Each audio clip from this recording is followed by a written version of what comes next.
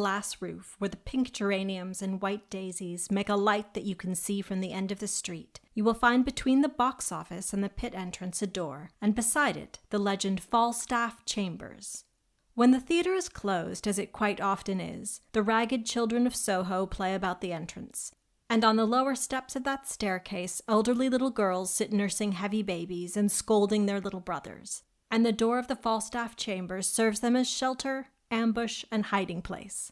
It is an untidy doorway, through whose door, mostly open, the wind blows dust and straws and scraps of paper. If, picking your way through the clusters of infants, you go up a flight of stone steps, you pass, on your right, the fine rooms where the management does its business, when it has any.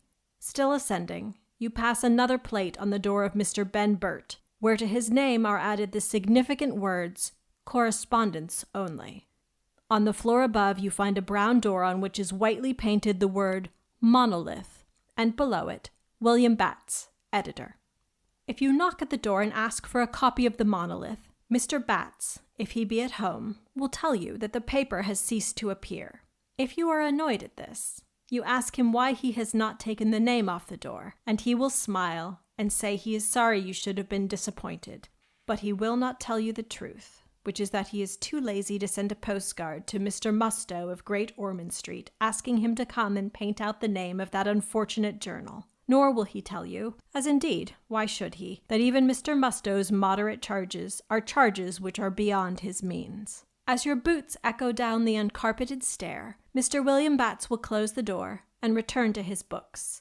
And Mr. Batts' books are worth going back to. They line that large, low upper room from floor to ceiling, and their bindings are old and brown and smell of the past. He is known to every second-hand bookseller in London, and to many provincial ones beside. His morning post brings him those pleasant catalogues which spin out breakfast to somewhere too near lunch, as one turns their pages and wishes one were rich enough to buy this Elzevir or that first edition of Montaigne. Mr. Batts is a friend of Mr. Abramson's in St. Martin's Lane. He is also the friend of Rose Royal. The room is the last room you would expect to find in that house. It is, as I said, brown with books, and but for those it might be a room in a farmhouse. For all its furniture is old and solid and heavy, from the settle that stands out from the wall at right angles, to the fireplace, the gate-legged table, the oak church table, on which Mr. Batts keeps his pens and inks and papers. A tall clock ticks near the door. It has a silver face, and a painted moon and sun mark the hours of day and night. There is a round mirror over the mantelpiece, and there are some comfortable round-bodied Windsor chairs, shaped cunningly to support the back. The divan with the leopard skin looks like a happy accident. The windows are curtained with cotton fabric of a pleasant green color, and on one window ledge a blue lustre mug stands, and in it, all the year round, a few cheap flowers. On the floor is a Persian carpet. A door opens from this room into a dining room, white-walled and furnished with beautiful simplicity. A dark dresser holds pleasant red and blue crockery and Nuremberg glass. The chairs are of apple-wood, rush-seated and ladder-backed. The floor is covered with a pale India matting. On the mantel-shelf are brass candlesticks and crockery greyhounds with crockery hares in their mouths. This room, with the small bedroom and smaller kitchen, makes up the home of Mr. William Batts. It is the neatest home in the world. Everything has its place and is in it, from the stick of sealing wax and the ball of string displayed in the silver snuffer tray on the writing table, to the ties and shirts concealed in the tall-boys beyond the closed bedroom door. The only things that are out of place are the books with which Mr. Batts is always surrounded. "Another half-hour," said Mr. William Batts, glancing at the silver-faced clock. "Another half-hour before I need even begin to think of putting them away." And even as he thought it, a step came up the stair, past the gorgeous rooms of the management, past the mysterious rooms where business was done by correspondence only, up the last flight of stairs. The little brass lion-headed knocker sounded on his outer door, and he got up. You would have said that something very pleasant had happened, pleasant and unforeseen. Yet when he opened the door, all he said was, You're nearly an hour too early." And Rose Royal stood before him with her skirt full of parcels. "I know I'm early. Don't be cross. How jolly your wallflowers smell, and the tobacco and the old books." They ought to sell it in bottles. I'm so tired, and I've spent all my money, and it's raining like mad, and—" She came into the room and advanced towards the gate table. "Don't put them down there," he said, and opened the door into the dining room. "Don't be cross," she said again. "I'll go away if you insist, but you'd better get back to your work and let me set the table." She was drawing the pins out of her hat with the air of being very much at home. "I'm all to pieces, I know," she said. "Such a day." She felt in her pocket and brought out a little mirror. "Pause," said Mr. Bats. "You little know your blessings. I got this expressly for you." He showed an oval-looking glass with a frame of carved wood that hung behind the door. "How beautiful," said Rose, looking in and not at the glass. "I knew I was all to pieces." Her hands were busy with her hair, and his with the parcels on the table. "How did you think of such a simple and charming idea? It's nothing less than genius. And what a beautiful frame," she added, giving it the briefest glance. "I've been convinced for the last 6 months that you wouldn't be happy until you got it. My mind moves slowly, you know. Only today the conviction crystallized in action. Say you're pleased." "You're an angel," she told him, her eyes still on the glass. "Haven't I brought nice things to eat?" "You always do," he said, "much too nice," and folded the discarded papers neatly and rolled the string into little self-contained circlets. "What's the book?" "Oh, that's for Tony. That's really why I came early. If it hadn't been for that, I could have walked round and round Soho Square getting wetter and wetter till it was real right time to arrive. I wanted to show it to you to see if it's any good. It looks as if it might be the real original key to the real original Bacon Shakespeare cipher." "You excite me almost beyond endurance," he said placidly, putting the string and paper into the proper drawer for such things. "I'll put your hat in my room, shall I?" "No, I'll hang it on the hat stand in the hall," she said. "It'll be handier if I have to rush out for anything. And may I wash the lettuce while you look at the book? Don't let the tap splash," he said. "If you hold the basin under it for a moment, it won't." The hat stand in the hall was a nail driven into the back of the door of the tiny kitchen. "Don't watch me," she said, dabbling among the wet lettuces. "You always make me feel so large and clumsy and awkward." "Yes, I'm a delicate little thing, aren't I?" he said, leaning a lazy 6 feet against the kitchen door. "If I didn't like you so much, I should hate you," she said. "When you're not there, I am neat, orderly, competent, adequate, worthy. When I'm with you, I'm a worm, an untidy, expansive worm. You ought to curb your moral nature and not make people so uncomfortable. I say, do look at that book instead of talking to me. It's got Antony Drelincourt on the bookplate, and the same coat of arms that's on Tony's snuff box that was his grandfather's. A romance. Cheers from the bystanders," remarked Mr. Bats. "Long lost heir mercifully restored. Triumphant arches, garlands, downtrodden tenantry, sycophantic cheers. Don't I see the Daily Mail foaming at the headlines?" "Just as you like," said Rose, putting the lettuce on the dresser. "Only the others will be here directly, and I can lay a table when your eye isn't on me. And I know where everything is." She opened the smooth sliding drawer of the Welsh dresser and took out a folded tablecloth. "If you watch me, I'll drop the glasses. You might be 50 brothers rolled into one instead of a perfect stranger if one judged by your attitude of criticism. You remember," he said, turning the pages of the book, "that the septet was formed on the distinct basis of our all being as disagreeable as we liked to each other, and I'm the only one who has ever tried to live up to the old ideal. All the others merely grovel before you worm-like. How you can stand it, I can't think." "I don't. I mean, they don't. Don't be silly." "Who don't?" "Lena does, frankly. Esther and Milton also, after their kind. Tony, of course, does too, or he wouldn't be human." He so obviously refrained from looking at her when he said this that he might as well have stared her out of countenance with his deep-set, alert eyes. She thought of Mr. Abramson. Did her silly secret, then, she asked herself, stick out of her, as Mr. Henry James puts it? "Of course he adores me," she answered heartily, and she might just as well have denied it for any screen she got. "And so," she added, helplessly trying for words that should not let silence close around her last ones, "and so do you. Only you don't know it yet. But you will some day. And I adore you all, of course." She got away from the subject on that and breathed a little quickly. "You are very discerning," said Mr. Bats. "I did not know that you knew of my adoration. Concealment being at an end, let me remark that you have not put the tablecloth on straight." "Trust me, not at all, or all in all." She pushed him gently to the door. "Do go and look at the book, there's an angel, and hide it if anyone comes in. Don't drop the salt cellars as you did the other day," he said as the door closed upon him. "You look at the book," she called after him. "Don't go into a dream about something else." Whatever dream he may have gone into, it was at least brief, for when she went into the room he was deep in the book. So deep that he did not raise his head when she came in, did not even hear her when she asked reproachfully where he kept the mustard now. In Gower Street, Bloomsbury, stands, as you may or may not know, University College, and there swarm students of all degrees, students of art and literature and law and language, medicine and chemistry, and engineering and Semitic epigraphy, physics and mathematics, young men and women of all types and tastes. Some of them desire to learn, and some desire to appear to have learnt, but all, or almost all, desire deeply and with the whole heart to enjoy themselves. This they do, each in his own way. You have heard of the strawberry teas. Perhaps you have passed along Gower Street, gazed curiously through iron railings, and beheld young women in bright muslins adorning the steps and the green sward in front of the art school, and dispensing tea and chatter to lounging youths. You cannot be ignorant of the brilliance and charm of Slade dances, and the story of the brown dog statue is next door to history. But there are other ways in which the students of University College sink to wring the full perfume from life.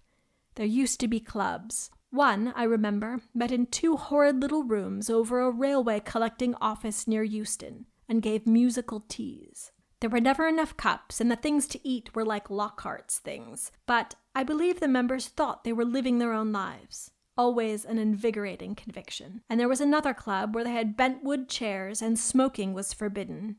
But that was very select, and I never went to it. Besides the clubs, there are societies, debating societies, and critical societies. The Chemical and Physical Society, the Christian Association, the Literary Society, where people go for tea and gas. The Natural Science, which is very young and takes itself seriously, and the Mathematical Society, which is serious. The members of the Septet, for which Rose Royal was laying the table, had all lived their own lives, in most of the respectable ways dictated by the student convention. They had had and given strawberry teas. They had got up dances. They had opened debates on capital punishment and the right of women to the suffrage. One had even read a paper on Bacon, our Shakespeare, to an exasperated literary society. In living, even your own life, you do, as the proverb says, learn. These young people had learned several things, the most important being that clubs and societies are things which bores infest. Further, that they none of them bored each other. Acting on these 2 discoveries, they formed a society of their own, whose membership should be strictly limited to 8, and those 8 the founders. Now that Sullivan had gone to America, there were only 7, and these met every Tuesday in term time at the rooms of one or the other of them, ate together, drank together, and took it in turns to suggest the evening's amusement. And it was a point of honor with the Septet to carry out the suggestion made by the ruler of the evening. They had done most of the amusing, silly things you can think of, from making toffee over Rose Royal's studio fire, to going from Hammersmith to Gravesend on a stone barge, and in the intervals of doing the silly, amusing things, they talked and talked and talked, which always sounds dull, but sometimes isn't, and they all got to know each other very well indeed. "Where do you keep the mustard now?" repeated Rose, and William, with the book in his hand, got up and found the mustard, in its right place, of course, and went back to his reading chair without a word. And then there came other steps on the stairs, and Rose snatched the book from Mr. Bats. "Is it any good?" she asked. "It looks like a lunatic's diary in cipher." "It's all right," said Mr. Bat, "but it's not much use to Tony. He can't read it." "Can you?" she asked. "More or less, given time," he told her. "But present it. The name and the coat of arms will be enough to endear it." Then Anthony Drelincourt came in, and the rest of the members followed him so quickly that there was no time to present the book before they all arrived, all talking at once. And now you see them seated at the long, narrow table, Bats at one end and Drelincourt at the other, Rose at Anthony's right hand, and on his left Linda Smith, small, delicate, pale, with fair hair and an embroidery of soft blues and purples round the shoulders of her gown of soft green. It is Linda's trade to make embroidered dresses. "Oh, yes, I went to the Slade, and I meant to be an artist," she will tell you, if she likes you well enough to tell you anything. "But I soon found there was no money in it," she will add, with a jolly laugh that is such an odd surprise from that thin-lipped, severely cut mouth. "And I'm not doing so badly." Just now she is pleased with her dress. Also, she is pleased that she is sitting next to Anthony and opposite Rose. On her other side is Wilfred Wilton. He is just going up for his final, and the others find it amusing to call him Doctor. Esther Raven sits by William Batts. She has her trade like the rest, and her trade is journalism. She is a regular contributor to Home Drivel and Woman in Chains. In secret, she writes verses, and is very sorry that she was not born beautiful. She wears tweed coats and skirts, and knows that they do not suit her. There is one other man. They call him the outsider and the copycat, and he laughs and does not mind. He never thinks of anything for himself, but he is quite good at carrying out other people's ideas. He is very kind and admiring and soothing. William Batts once got him out of a scrape, and it was like saving a dog, a very nice thoroughbred dog, from drowning. He has no trade and has more money than any of the others. That is why he is always shabbier than they are. He tries to live up to them in their poverty, and is very grateful to them for receiving him on terms of equality in spite of his money. His name is Mullinger, and his father was Mullinger's matchless vermin killer, swift and sure. You know the poster? Rats, mice, bats, and smaller things that creep and jump and fly and bite, all done very large and plain on a pale blue background with the motto, "Death to pests, harmless to children and domestic animals." These were the 7 young people who ate and drank and talked and laughed in the back room of Mr. William Batts on that March evening. You will have noticed, perhaps with a pained surprise, that I have omitted to name or describe the chaperone. Well, there wasn't one.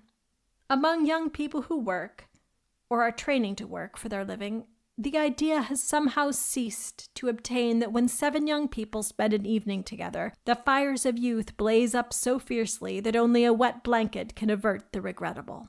When the meal was over, they washed up in the little kitchen, and William Batts saw to it that each crock and cup and spoon and glass returned to its appointed place. And then they grouped themselves about the sitting room, Rose and Linda lounging on the divan, Esther very upright on a high-backed chair, smoking cigarettes and wishing she'd been born picturesque.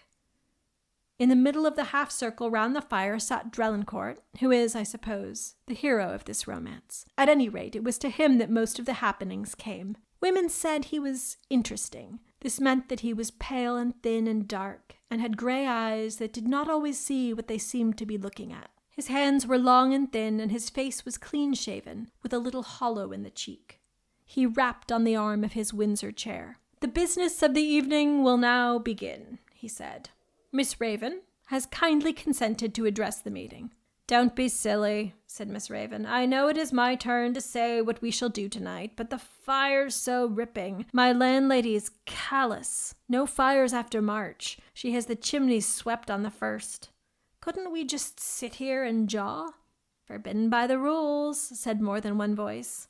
"Sloth and luxury," said William Batts regretfully, "are shocking vices." "Well, then," said Miss Raven, "suppose we pretend we're in a Dickens Christmas number, and we each tell the sad, sweet story of our lives." "We shouldn't have time to make them up," said Rose. "No, we shouldn't, should we?" said the outsider thoughtfully. "Well, then, let's each tell a story that's not the sad, sweet, and write them afterwards, and print them, and divide the money. The monolith has cured most of us of that illusion, but I suppose the fact that you get paid for your stuff blinds you to the fact that other people don't." "I could tell you a dissecting room story," said the doctor, "but—" "No, you don't," said Anthony firmly. Miss Raven will now come to the point of her remarks. "So far, I find myself in entire agreement with the lecturer. If we could do anything that would end in our dividing any money, I, for one, should ask no better of fate. I may remind the meeting that the chairman's watch and chain have been in seclusion since last April." "Beastly bad form to brag about your jewelry," said Wilton. "There's a certain affluence attached to a state in which one no longer needs one's medical library," said the chairman. "Proceed, Miss Raven." "Well, look here," said Miss Raven. "I'll tell you what. and stopped short.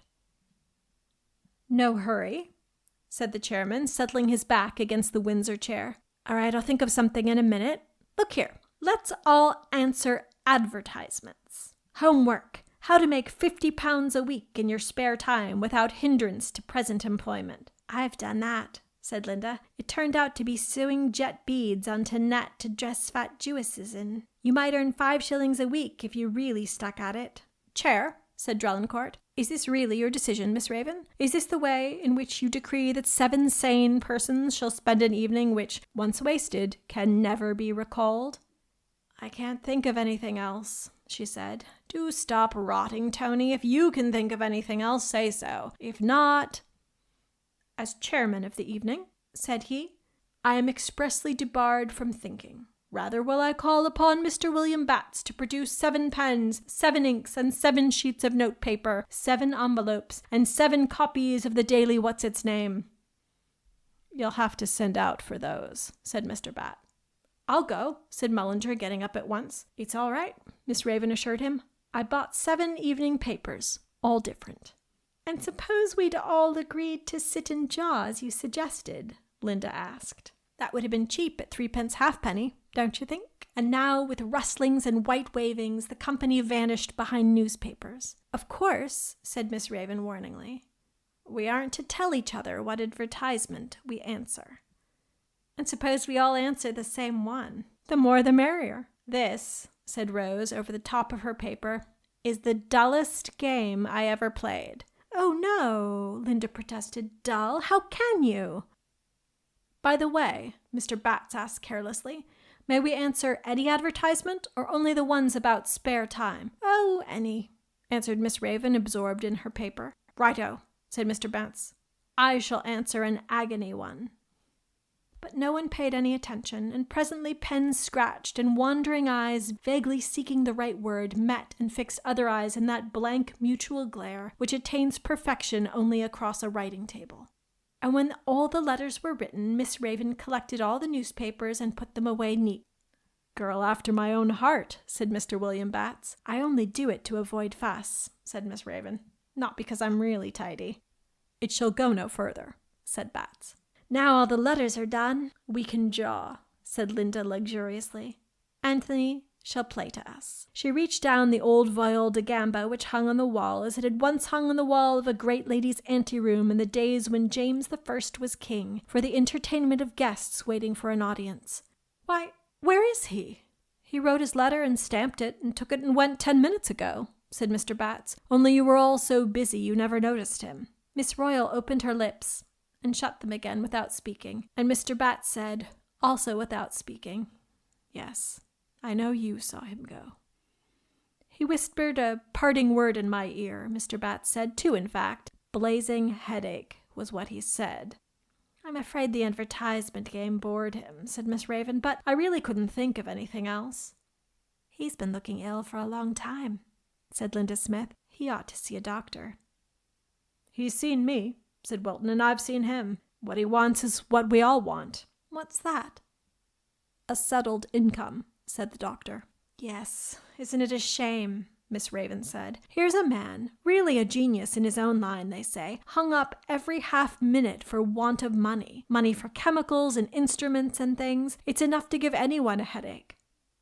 "He can work at the college lab, you know," Wilton reminded her. "Not his sort of work," said the outsider. "The things he's got at Malacca must have cost pounds and pounds." "I only wish someone would leave one of us a fortune. We'd make it all right for him then," said Linda.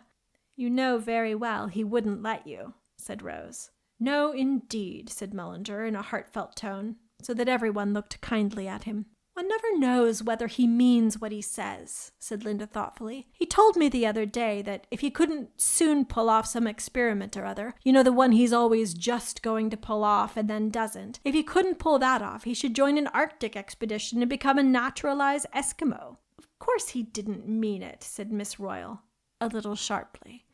"You never know," said Linda perseveringly.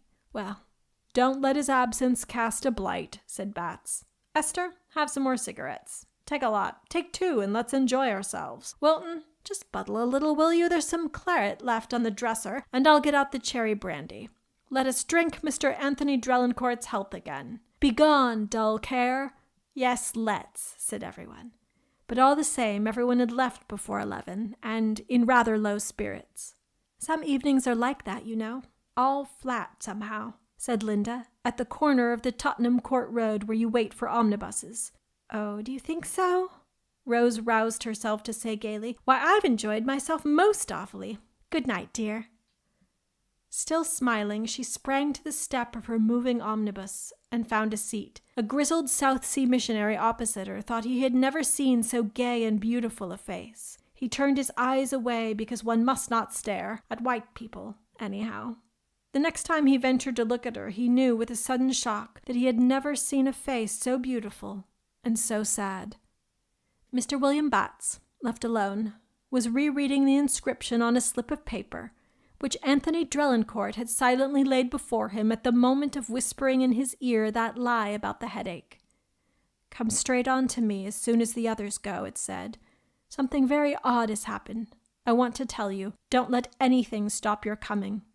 A.D. End of chapter 3.